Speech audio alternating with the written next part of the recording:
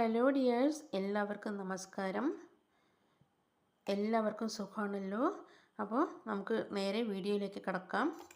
ഞങ്ങളുടെ ഇന്നത്തെ വീഡിയോയിലേക്ക് എല്ലാവർക്കും സ്വാഗതം. ഞാനിന്ന് ഉണ്ടാക്കാൻ പോകുന്നത് കപ്പ കൊണ്ടുള്ള ഒരു ഈവനിങ് സ്നാക്കാണ്.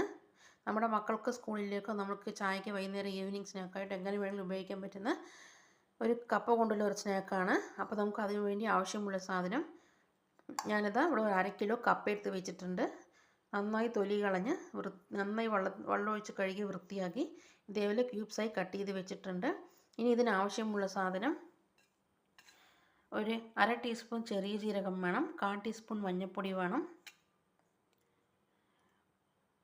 1 ടീസ്പൂൺ കുരുമുളക് പൊടി വേണം, 1 ടീസ്പൂൺ ഉപ്പ് വേണം, 2 ടീസ്പൂൺ നമ്മുടെ ചുവന്ന മുളകില്ല അത് ചതച്ചത് വേണം, പിന്നെ ഒരു 3 ടേബിൾ സ്പൂൺ കോൺഫ്ലവർ പൊടി വേണം, 4 ടേബിൾ സ്പൂൺ നമ്മുടെ റൈസ് ഫ്ലോറിൽ അരിപ്പൊടി അത് വേണം, പിന്നെ കുറച്ച് മല്ലിയില വേണം, കുറച്ച് കറിവേപ്പില വേണം.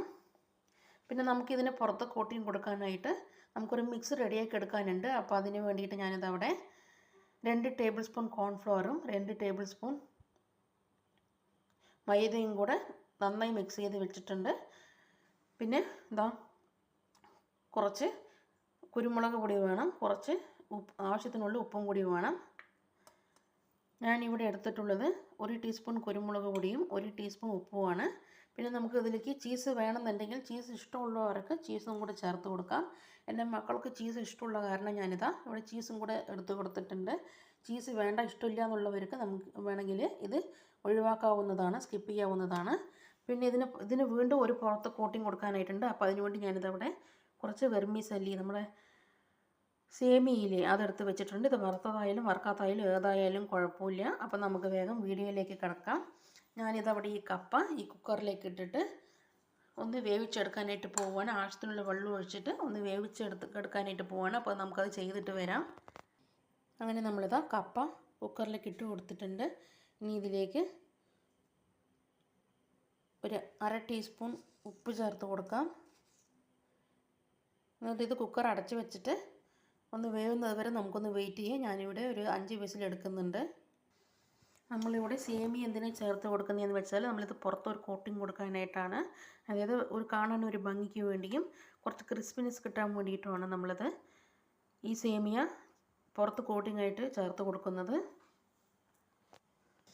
നമ്മുടെ കപ്പ റെഡിയായി വെന്ത് വരുമ്പോഴേക്കും നമുക്കിവിടെ ഒരു മിക്സ് റെഡിയാക്കി എടുക്കാം, ഒരു ബാറ്റർ റെഡിയാക്കി എടുക്കാം. അതിനുവേണ്ടി ഞാൻ നേരത്തെ പറഞ്ഞ പോലെ 2 ടേബിൾ സ്പൂൺ മൈദയും 2 ടേബിൾ സ്പൂൺ കോൺഫ്ലവറും കൂടി മിക്സ് ചെയ്ത് വെച്ചിട്ടുണ്ട്. ഇതിലേക്ക് ഈ കുരുമുളക് പൊടിയും ഈ ഉപ്പും കൂടെ ചേർത്ത് കൊടുക്കാം. ഇനി ആവശ്യമുള്ള വെള്ളവും ഒഴിച്ച് കൊടുത്തിട്ട് നമുക്കൊരു ബാറ്റർ റെഡിയാക്കി എടുക്കാനായിട്ടുണ്ട്. അപ്പോൾ നമുക്ക് ചെയ്തിട്ട് വരാം.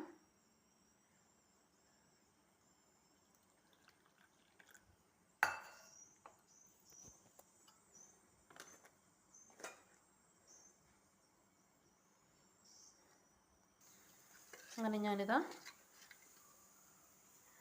ബാറ്റർ ഇവിടെ റെഡിയാക്കി എടുത്തിട്ടുണ്ട്.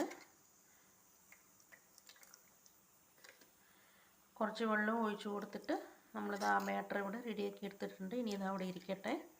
അപ്പോഴേക്കും നമുക്ക് കപ്പയൊന്ന് ഉടച്ചെടുത്തിട്ട് വരാം. അങ്ങനെ ഞാനിതാ ഒരു 5 വിസിലെടുത്തിട്ടുണ്ട്. കപ്പ നന്നായി വെന്ത് വന്നിട്ടുണ്ട്.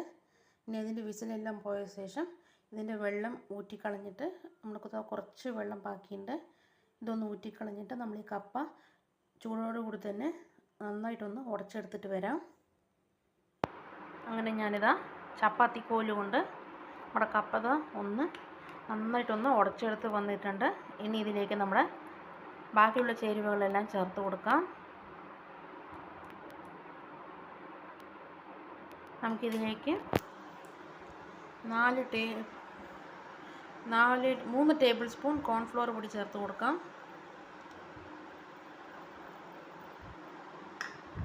4 ടേബിൾ സ്പൂൺ അരിപ്പൊടി റൈസ് ഫ്ലോറും കൂടെ ചേർത്ത് കൊടുക്കാം. നമ്മളെ ബാക്കിയുള്ള ഈ ചേരുവകളെല്ലാം ചേർത്ത് കൊടുക്കാം. മഞ്ഞൾപ്പൊടി, നല്ല ചെറിയ ജീരകം, ചതച്ച മുളക്, ആവശ്യത്തിനുള്ള ഉപ്പ്, കുരുമുളക് ഇതെല്ലാം കൂടി ചേർത്ത് കൊടുത്തിട്ട് എല്ലാം കൂടെ നന്നായിട്ടൊന്ന് മിക്സ് ചെയ്തെടുക്കാം.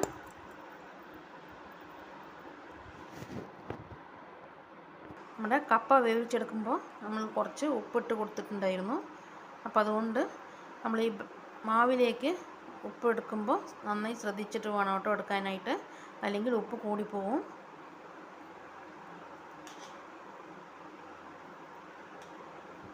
നമ്മുടെ ഈ കരിവേപ്പിലയും മല്ലിയിലയും കൂടെ ഇതിലേക്ക് ഇട്ട് കൊടുത്തിട്ട് നന്നായിട്ടൊന്ന് കുഴച്ചെടുത്തിട്ട് വരാം കേട്ടോ. അങ്ങനെ ഞാനിതാ ആ ബാറ്റർ കൗണ്ടർ ടോപ്പിലിട്ടിട്ട് നമ്മൾ ആ റെഡിയാക്കി വെച്ചിരുന്ന ആ കപ്പയും അതിലേക്ക് മിക്സ് ചെയ്ത് വെച്ചിരുന്ന ആ പൊടികളെല്ലാം ഇല്ല, അത് നമ്മൾ ആ ചപ്പാത്തി മാവ് പോലെയുള്ളത് കൗണ്ടർ ടോപ്പിലേക്ക് ഇട്ട് കൊടുത്തിട്ട് നന്നായിട്ട് ഇതേപോലെ കുഴച്ചെടുത്തിട്ട് വന്നിട്ടുണ്ട്. അപ്പോൾ ഇനി നമുക്ക് ഇത് ഒന്ന് പരത്തി കൊടുത്തിട്ട് ഇഷ്ടമുള്ള ഷേപ്പിൽ നമുക്ക് എങ്ങനെയാണോ വേണ്ടത് ആ ഷേപ്പിൽ, ഇഷ്ടമുള്ള ഷേപ്പിൽ നമുക്കിതൊന്ന് കട്ട് ചെയ്തിട്ട് എടുത്തിട്ട് വരാം.